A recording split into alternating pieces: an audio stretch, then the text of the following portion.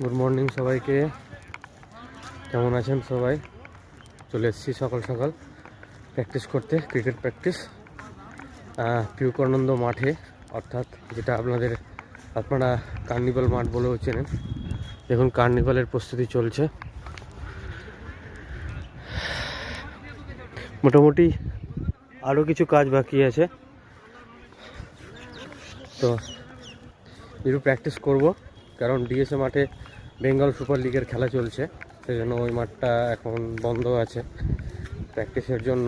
না হলে আর কয়েকদিন পর মাঠটা খুলে যাবে, তারপরে আমরা চলে যাব মাঠে প্র্যাকটিস করতে।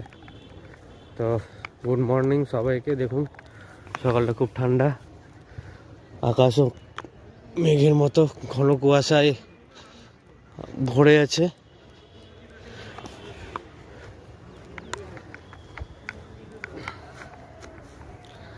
ঠিক আছে, এই দেখুন কাজ চলছে, প্রস্তুতি পর্ব এখন।